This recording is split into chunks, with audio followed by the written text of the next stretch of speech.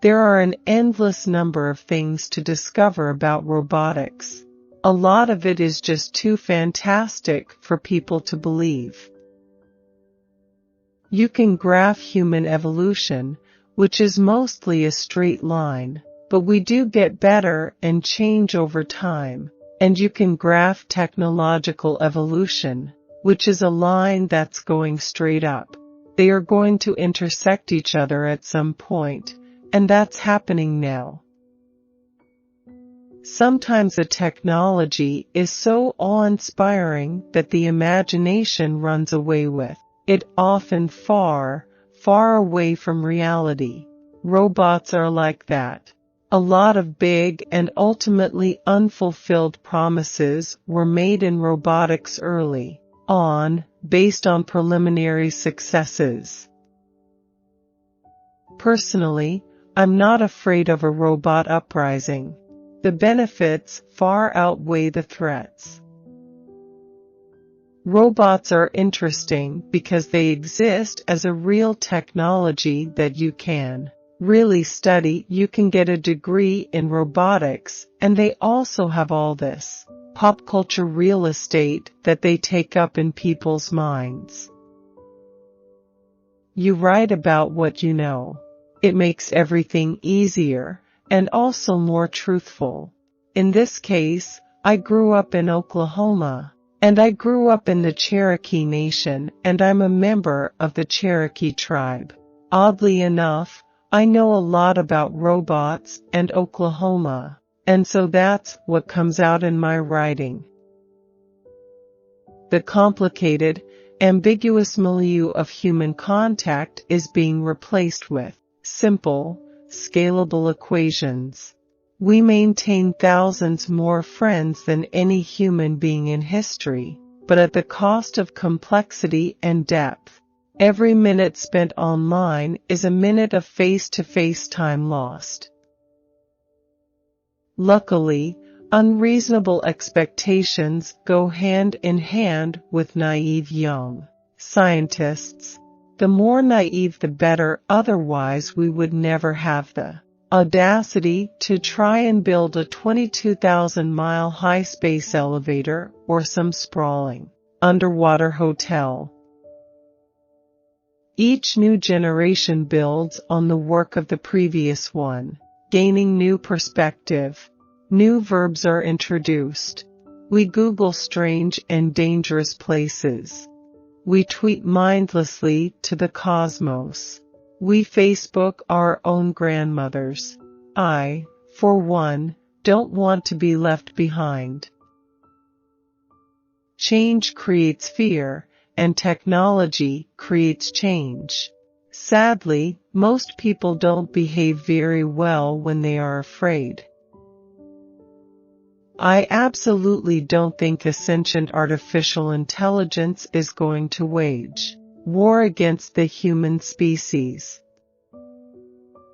Robopocalypse joins a proud tradition of techno-apocalyptic tales, stretching from high-flying Icarus to Frankenstein's monster, and to many a giant radioactive creature who has crashed the streets of Tokyo.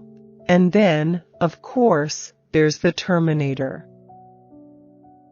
Robopocalypse explores the intertwined fates of regular people who face a future filled with murderous machines. It follows them as humanity foments the robot uprising, fails to recognize the coming storm, and then is rocked to the core by methodical, crippling attacks. The fear of the never-ending onslaught of gizmos and gadgets is nothing new. The radio, the telephone, Facebook, each of these inventions changed the world. Each of them scared the heck out of an older generation, and each of them was invented by people who were in their 20s. These days, the technology can solve our problems and then some. Solutions may not only erase physical or mental deficits, but leave patients better off than able-bodied folks. The person who has a disability today may have a super ability tomorrow. Right now, I think robots are where it's at. And yes, I'm biased. Robots in space, because with home rocket kits and Lego Mindstorm sets, people can get involved. I was raised on Transformers and GoBots, so I can't imagine what kids who are building real robots are dreaming about. Zombies, vampires, Frankenstein's monster, robots, Wolfman, all of this stuff was really popular in the 50s. Robots are the only one of those make-believe monsters that have become real. They are really in our lives in a meaningful way. That's pretty fascinating to me. Right now, we have the most complex relationship with technology that we've ever had. Your regular person has more technology in their life now than the whole world had 100 years ago. I wrote a query letter to an editor, a friend of a friend. The editor called me an idiot, told me never to contact an editor directly, and then recommended 3 literary agents he had worked with before. Lori Fox was one of them, and I've never looked back. I wrote 6 nonfiction books before getting into narrative fiction with Robopocalypse, including How to Survive a Robot Uprising. My goal all along was to start writing fiction, and I guess one day I'd just had enough. There are no movie references that I can think of in Robopocalypse.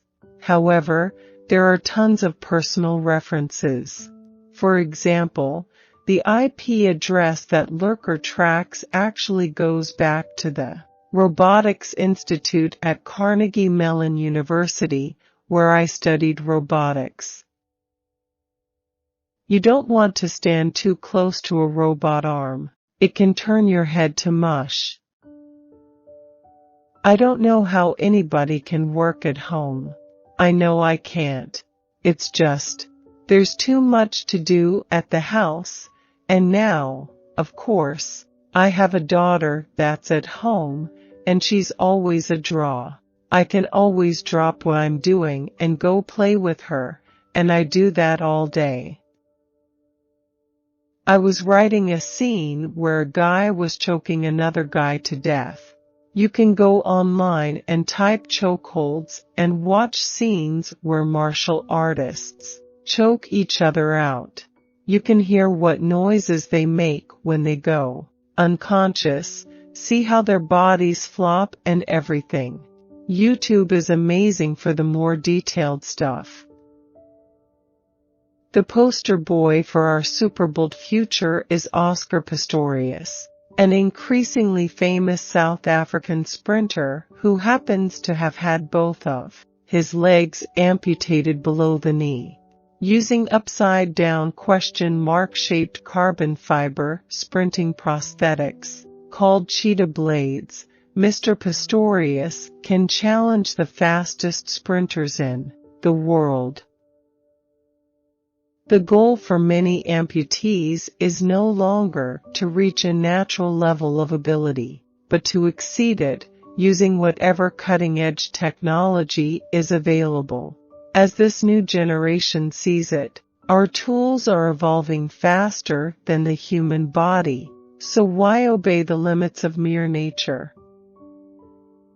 The dissemination of advanced implantable technology will likely be just as ruthlessly democratic as the ailments it is destined to treat, meaning that, someday soon, we may have a new class of very smart, very fast people, yesterday's disabled and elderly.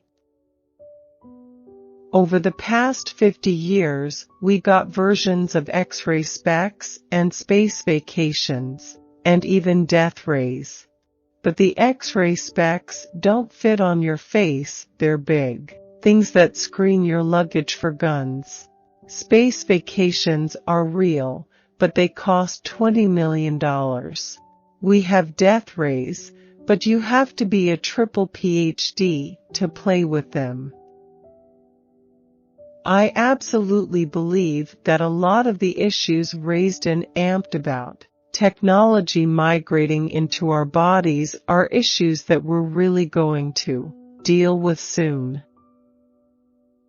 In my books, the technology that I choose to talk about has to serve the themes.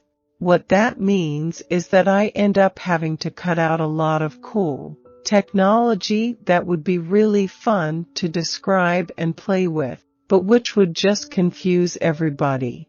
So in Amped, I focus on neural implants. As a society, I think we express our cultural mores through our politics.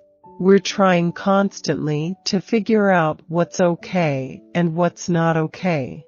And it's hard, because our society is constantly buffeted by gale force winds of technology.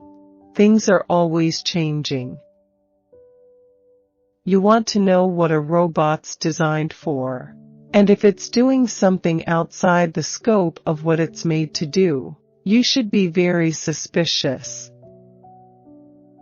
For people who have been raised on text-based interactions, just speaking on the telephone can be high bandwidth to the point of anxiety. Looking ahead, future generations may learn their social skills from robots in the first place. The cute yellow keep-on robot from Carnegie Mellon University has shown the ability to facilitate social interactions with autistic children. Morphe at the University of Washington happily teaches gestures to children by demonstration. In the end, perhaps it will be the true romantics, not the nerds, who choose to flee from a world of impersonal, digitized relationships and into the arms of simulacrums with manners imported from simpler times. We've been co-evolving with our technology for 100,000 years. Human beings and the technology we make were always inseparable. We're finally coming into this moment where it's coming inside our body for the first time in history.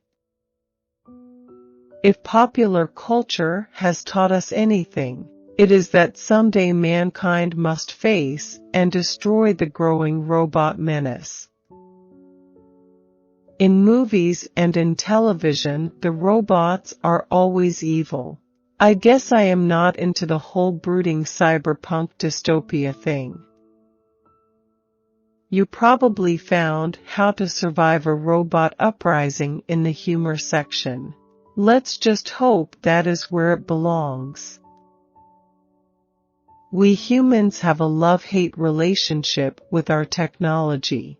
We love each new advance, and we hate how fast our world is changing. The robots really embody that love-hate relationship we have with technology. As a kid, I wanted to write science fiction, and I was never without a book. Later, I really got into being a scientist and never thought I'd be writing novels. I'm not saying you have to keep up, but at the moment you choose to stop growing, your world will begin to shrink. You'll be able to communicate with fewer people, especially the young. You will only see reruns. You will not understand how to pay for things. The outside world will become a frightening and unpredictable place. Human reactions to robots varies by culture and changes over time. In the United States, we are terrified by killer robots. In Japan, people want to snuggle with killer robots. Robots should stand up for themselves and not try to be humans. They should either utterly destroy us or protect us from aliens, and vampires, and pirates. A robot arm in a factory doesn't decide minute by minute whether to rivet or revolt, it just does the job it has literally been trained to do. It's if and when we build a conscious robot that we may have to worry. In the future, when Microsoft leaves a security flaw in their code, it won't mean that somebody hacks your computer. It will mean that somebody takes control of your servant robot and it stands in your bedroom doorway sharpening a knife and watching you sleep.